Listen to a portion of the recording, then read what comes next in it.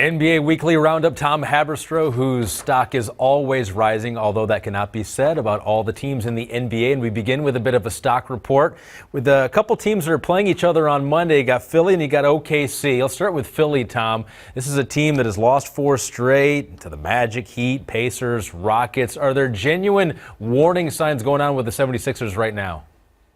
Yeah, there's a lot of chatter, it seems, inside and outside the locker room about Ben Simmons. It seems like they're talking around the issue that he is not willing to be a perimeter shooter. And I think Joel Embiid, Brett Brown, Josh Richardson, there's been a lot of quotes this year that have spiked my interest because we did not expect this season, given how much the offseason talk about Ben Simmons' three-point shooting and the videos we saw, and Brett Brown having basically called out his agent and the teammates saying, like, look, I want him to shoot at least 1 3-pointer a game. And offensively, when you see Joel Embiid really struggle with the spacing and how many bodies are around him, I think that is a concern, is whether the team wants Ben Simmons to shoot threes and he is just not willing to do that, or whether this is something bigger, that Ben Simmons and that organization is not working out. I think this is overblown to some extent. I think Ben Simmons, we still have a lot more time before we have to raise the red flags about whether his three-point shooting, the lack of thereof, is a huge problem and lowers the ceiling for this team. But with the way Milwaukee's playing right now, the Philadelphia 76ers have to figure out offensively how they can maximize that talent level, because Al Horford is not playing well. Ben Simmons is not playing well from the perimeter perspective, and they just don't have much space for Joel Embiid. If he is not an MVP this season, they are not going to win the championship. Totally different story for their opponent on Monday. That's OKC, winners of 5 straight. Some good wins in there, too, against the Mavericks, the Spurs, the Raptors. What do you see from them? Is there some genuine reasons for optimism with this team? It's so hard to talk about the Thunder because we don't know if they're going to be sellers or buyers here. Everyone says that they're going to be sellers at the deadline because they have Chris Paul's contract and Danilo Gallinari's expiring deal that they can flip to a contender who wants to win right away. But if you're, say, the Portland Trailblazers and you're seeing Danilo Gallinari there for the taking, a guy who's a stretch 4 who can play, multiple positions, who can score and get buckets at the 4, I don't know. Do you make a trade for him as an expiring deal when you have Carmelo Anthony on your books already as a starting 4?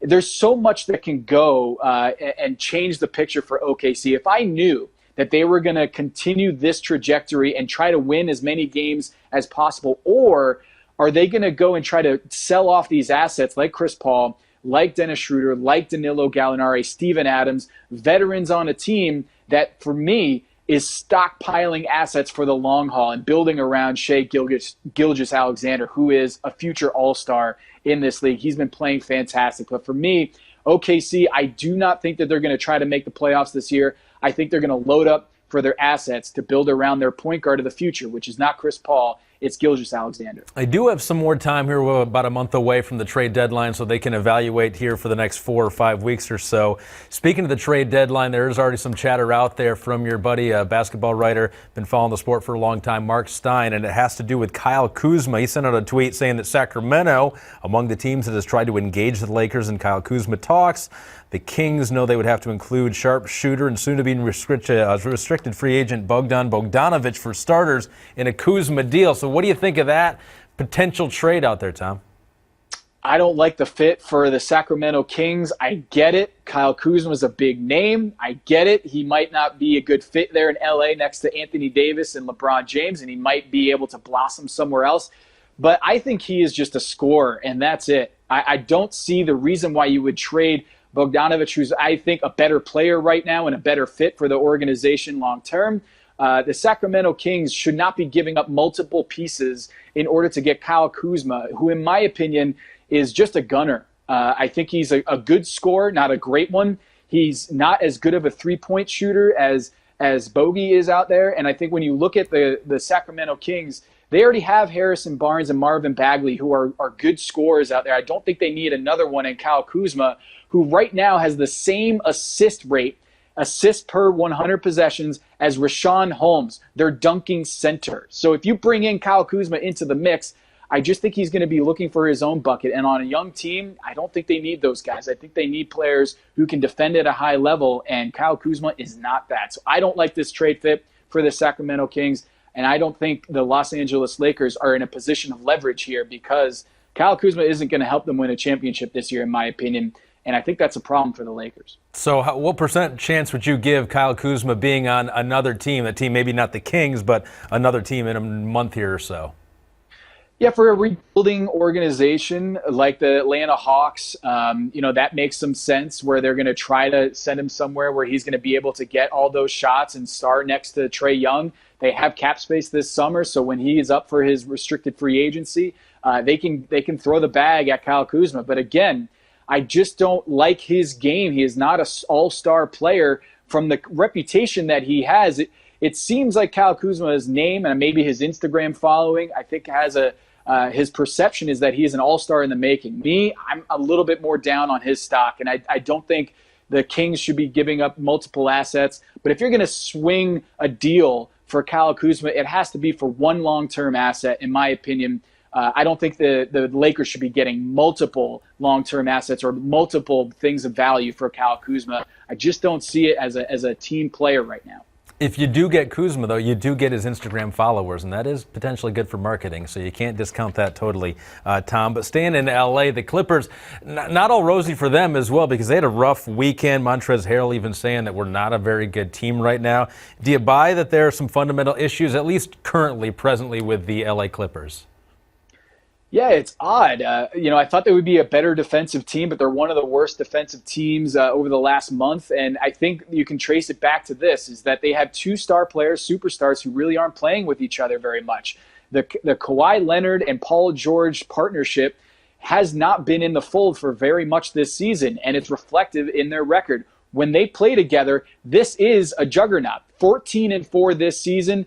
When Kawhi Leonard and Paul George are playing together, and just 12-8, a mediocre team, maybe barely 500, when those two guys aren't playing together on the floor for the Clippers. So I think it's really a matter of availability. If those two guys are playing in playoff time, all of this is just noise. And I think this team, with those two guys on the floor, it's going to be fine. If one of those guys is not ready to play come April, May, and June, that's a problem. They're not going to win a title, but most title contenders right now are top heavy. You look at the Lakers, you look at the Milwaukee Bucks. If LeBron gets hurt, if Giannis gets hurt, we're having the same conversation about them. So the issue for the Los Angeles Clippers right now is, I think, a moot one. If those two guys are on the floor, they're still juggernauts. And I know they didn't have a good weekend, but this team I still think is ready for April as long as those two guys are healthy. And right now they're playing in and out of the lineup, playing like musical chairs. What do you make of the news that Doc Rivers perhaps is going to give a little more authority, a little more power to dictate offensively Patrick Beverley out there? What do you think of that?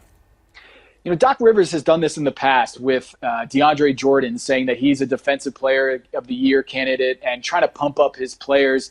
I think he was comparing DeAndre Jordan to Bill Russell at one point, just saying that he can be, one of the best defenders of all time. And I think what he's doing is trying to motivate and pump up the confidence in his players to just be a little bit more assertive. And I think that's what he's doing with Patrick Beverley, and also probably trying to send a message to the rest of the players that, look, if you're not willing to step up, I'm going to give the ball and the reins to someone else in Patrick Beverley. And I think he wants to have the team take Patrick Beverley's mentality and try to, incentivize other players to have that bulldog mentality, and rewarding those kind of efforts by Patrick Beverley. So I think this is something that Doc Rivers likes to do, is pump up his own guys and try to send a message to the rest of the players. And I think this is exactly what he's doing there. Yeah, we'll see if it works. Not always the worst thing for a team to go through some struggles in the regular season, could galvanize them come postseason time. I cannot let you go, though, Tom, until we talk about the slam dunk contest and reports that the 2008 champion, that was 12 years ago, wow, Dwight Howard is going to participate once again. Wow. This is crazy. I did not see this coming at all coming into the season. I think this is one of the more ridiculous storylines of the season, that Dwight Howard, off the scrap heap, is coming into the Lakers organization, willing to accept a role and willing to play in the slam dunk contest. Two things that seem very disparate to me. Like, it's very odd to think that Dwight Howard, who's got one of the lowest usage rates in the NBA, a guy who's accepting his role as a role player, is also thinking about being in the dunk contest. We don't see this from superstars over the hill like Dwight Howard, that they're A, willing to do that, to accept their team role as not being the star anymore, but B, also feeling athletic enough to participate in the dunk contest. I don't know if I love the idea of big men in the dunk contest. You saw John Collins last year, try to jump over a plane. You have to jump so high and get up so high to make people at home feel how athletic you are when you're almost 7 feet tall. I just don't see this as having a lot of upside for Dwight Howard. It's a big reason why LeBron James doesn't want to do the slam dunk contest, is for someone that size, man, there's just really no upside. But Dwight, he must be feeling like he's got some extra juice out there and feeling like he's got some extra lift, because I haven't seen it in the last couple of years, him, the ability to be in the slam dunk contest. But man, if he's willing to do it, I'm going to get the popcorn, because it's either going to be really good or really bad. A chance to don the Superman cape one more time. Our Superman is always Tom Haberstroh with his NBA Weekly Roundup. Thanks, Tom. You got it.